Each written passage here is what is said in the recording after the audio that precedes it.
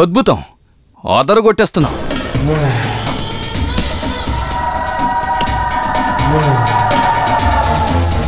ఓహో అన్న పేరు తెచ్చుకున్న నువ్వు ఇప్పుడు ఎందుకు పనికిరాని వాడివయ్యా?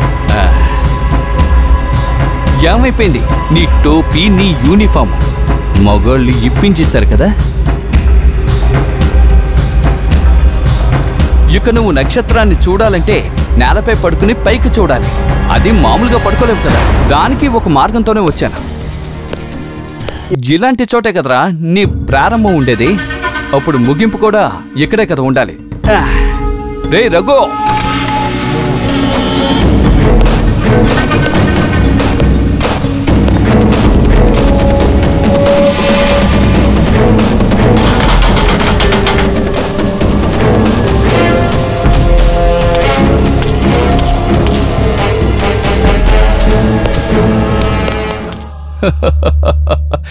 ఒక విషయం చెప్పనా?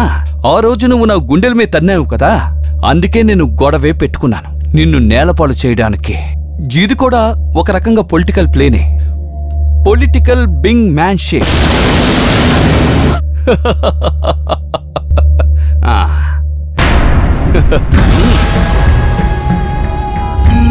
సబ్ ఇన్స్పెక్టర్ బెన్ జాన్సన్, నువ్వు ఈ మట్టిలో కాలు పెట్టిన రోజే మాతో ప్రారంభించిన ఈ ఆట ఫస్ట్ హాఫ్ కూడా దాటకుండా అలా ఆగిపోయింది. ఈ రోజు ఇక్కడ జరగబోయేది ఈ ఆట యొక్క రెండవ భాగం, అంటే సెకండ్ పార్ట్.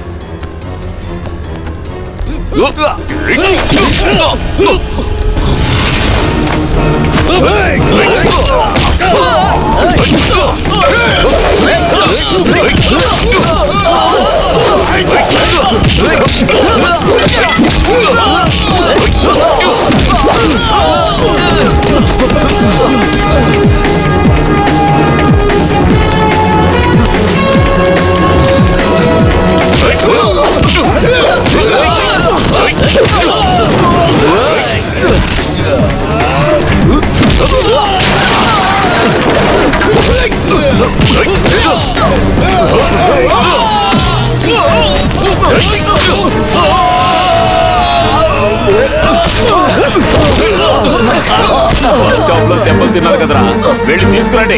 మంచి సత్తా ఉన్న వాళ్ళని తీసుకురండి. మనం ఈ సెకండ్ హాఫ్ ని ఆదరగొట్టేద్దాం.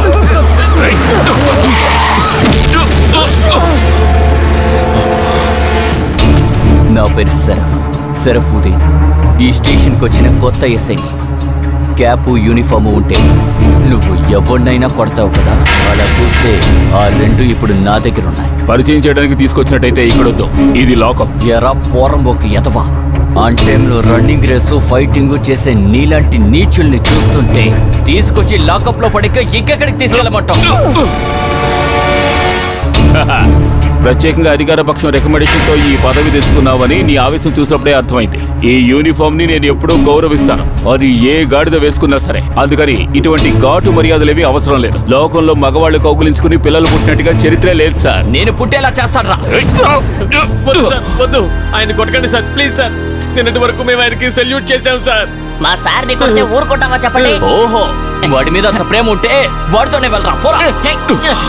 మీలాంటి వాళ్ళకి గుణపాఠం నేర్పించడానికి నాలాంటి పోలీసుడే కావాలి. ఎమ్మెల్యే మినిస్టర్ అని ఎవరొచ్చినా పట్టించుకోవు కదూ. వాళ్ళకి ఎంత పవరుందని చూపించడానికి నేను ఇక్కడికి వచ్చాను. నువ్వు అనవసరంగా పప్పులో కాలేదు.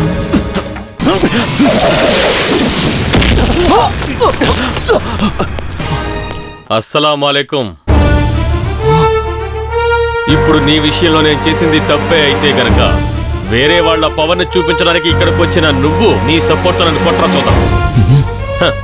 షరాబుద్దీన్, పోలీస్ స్టేషన్ లో లాకప్ ఉన్నది పోలీసు వాళ్ళని కొట్టడానికి కాదు. ఆ సంగతి సరే, అధికారంలో ఉన్న వాళ్ళ పవర్ని చూపించడానికి నువ్వెందుకయ్యా నీ బెల్ట్ విప్పుతున్నావు? ఎన్నో నియోజకవర్గాలకు వెళ్లి అమాయకులైన ఆడవాళ్ల చీరల లాగి వాళ్ళ పవర్ చూపించారు కదా, అవన్నీ నీకు తెలీదా? అప్పుడప్పుడు కాస్త న్యూస్ ఛానల్స్ చూస్తూ ఉండు. నీకు నేనెవరో తెలియదు అనుకుంటాను. నేను ఎస్పీనయ్యా. పోస్టింగ్ని బట్టి చూస్తే ఎస్ఐకి పైన నేను. హయ్యర్ ఆఫీసర్ను చూస్తే జూనియర్ ఆఫీసర్ ఇచ్చే మర్యాద అంటూ ఒకటి ఉంటుంది స్టేషన్కి. మర్చిపోతే నేను చెప్తాను. కొట్రా సెల్యూటు. వచ్చాడు పోటుగాడు. పద.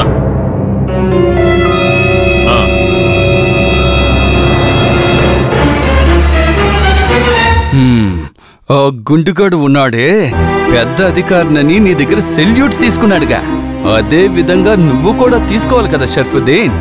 అవును సార్. అందుకు కావాల్సింది నీ ఐపీఎస్ బుద్ధి కాదు, పవర్, పదవి. అది ఇక్కడుంది. తరువాత డబ్బు, అది బ్లాక్ గాను వైట్ గాను చాలా ఉంది కదా. మీ నాన్న కొబ్బరి బండాలమ్మే ఖాదర్ భాయ్ చేతిలో. అందువల్లే ఓహోను బతికిన వాడి టోపీ తీసి నీ తల మీద పెట్టాను. ముందు వైకుంఠంలో సాక్షాత్ విష్ణుమూర్తిని గుండెల మీద తన్నినప్పుడు ఆయన ఊహించలేదు, నిద్రపోతున్నట్టు నటించారు. ఆ దెబ్బ తగిలిన చోట శ్రీవత్సంగా మారింది. కానీ ఈ విశ్వనాథ్ గుండెకైన గాయం ఒక నల్లటి మచ్చలా మారింది. అది మాయమయ్యేంత వరకు నిద్రపోడు ఈ విశ్వనాథ్. ఈరోజు ఆ కోడి కొట్టుదానికి ఉండడానికి చోటిచ్చాడు. చుట్టమని చూస్తే అది వాళ్ళ మేనరికం అవుతుంది. అలా చూస్తే తాళి కట్టి సాంప్రదాయం ప్రకారం మొదటి రాత్రి చేసుకోవడానికి మా ఇంటికే రావాలి. అప్పుడు మా అన్నయ్య కూతురు ప్రశాంతంగా ఉందంటే ఆయనకి ఓకే అని అర్థం. ఆ తరువాత నేను నా గద్దరు బట్టలు వేసుకోవడం మానేసి కాశీ రామేశ్వరం వెళ్ళిపోతాను. అలాంటి పరిస్థితి రావాలా వేలాయుధం? మీరు చెప్తే చాలు. ఒకే ఒక మార్గం ఉంది, అదేంటంటే లేపేయడమే.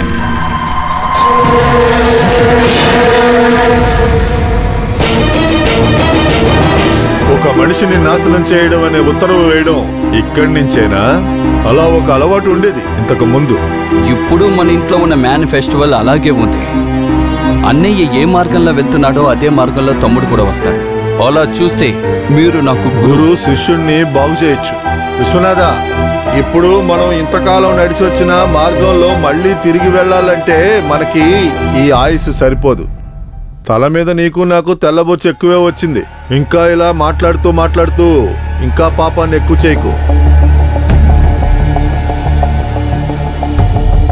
విశ్వనాథ, ఒక మనిషి ఆయుష్లో 40 ఏళ్ల వరకు వాడు ఎలా అయినా ఉండొచ్చు. అది సిగరెట్ అయినా, మందైనా, ఆడదైనా, ఏదైనా సరే బాడీ సహకరిస్తుందిరా. 40 తర్వాత బాడీ రియాక్ట్ అవడం ప్రారంభిస్తుంది. బీపీ వస్తుంది, షుగర్ వస్తుంది, కొలెస్ట్రాల్ వస్తుంది, క్యాన్సర్ వస్తుంది. వీటిని గుణపరచడానికి మందులున్నాయి. కొలెస్ట్రాల్ ని కంట్రోల్ చేయడానికి ఉదయాన్నే లేచి 30 గంట నడిస్తే చాలు. కానీ మనసు అలా కాదురా. అందులో ఉన్న కొలెస్ట్రాల్ ని కంట్రోల్ చేయడానికి 35 గంట కాదురా, 30 సంవత్సరాలు నడిచినా కంట్రోల్ చేయలేం. అయినా నడవడం మొదలెట్టాం. ఈ చంద్రగుడి మాధవన్ చాలా దూరం వరకు కాదు, నా కూతురున్న స్థలానికి. అందువల్ల ఈ వయసులో నువ్వు కాషాయ దుస్తులు వేసుకుని కాశీకి వెళ్లాలని విధి ఉంటే ఈ గురువు కోసం శిష్యుడిగా నువ్వు చేయాల్సిందే. వేలాయుధం పొడవడానికి, నరకడానికి ఇక్కడికి తీసుకొచ్చింది నేనేరా, అర్థం చేసుకో. నేను ఇప్పుడే చెప్తున్నాను, నువ్వు వచ్చిన దారినే వెళ్ళిపో ఇప్పుడే.